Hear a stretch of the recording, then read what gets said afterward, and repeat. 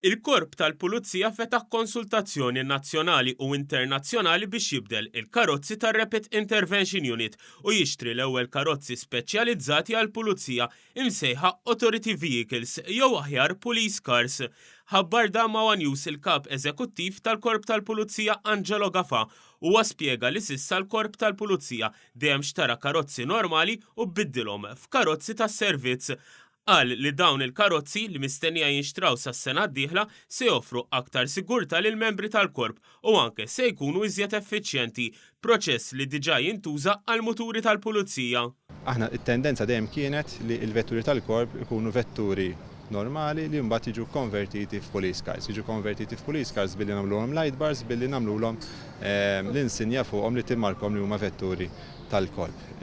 Issa timorru a step forward, fejn allura kemm meħtieġa li jarrestaw nies li forsi dak il-mument ta' għandhom rashom sħuna, hemmhekk għandek anke difiża bejn id-driver u l-persuni arrestati. U jkunu letteralment attrezzati għal kwalunkwa eżiġenza li jiltaqgħu il-membri tal-korp. Intant f'konferenza tal-aħbarijiet bit-tema Surplus għan-nies quddiem il-Kwartieri Ġenerali tal-Pulizija, il-Ministru għall-Internu s-Sigurtà Nazzjonali Michael Farrugia qal kif fl-aħħar 3 snin il-Gvern ta' aktar minn 6 miljun euro lil 2000 membru tal-korp f'sara li ma tħallsitx bejn l-1993 u l-2009.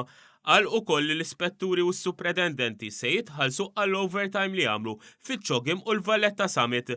Semma il-ftehim kollettiv li żidiet drastiċi fil-paga tal-Pulizija. Grazzi għall-ekonomija b'saħħitha għas-surplus li għandna f'pajjiżna stajna dak li wedna nwettquh. Inkluż dak li anke illum erġajna semmejna.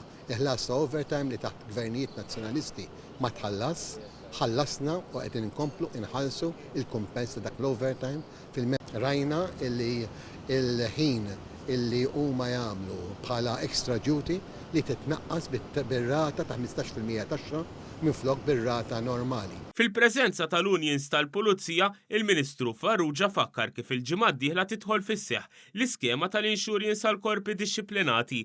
Qal ukoll kif sas-sena d-dieħla se tinbidel l-uniformi ta' kull membru tal-korp għal waħda aktar komda u kif ukoll kull uffiċjal se jingħata bodycam mingħand il-Gvern.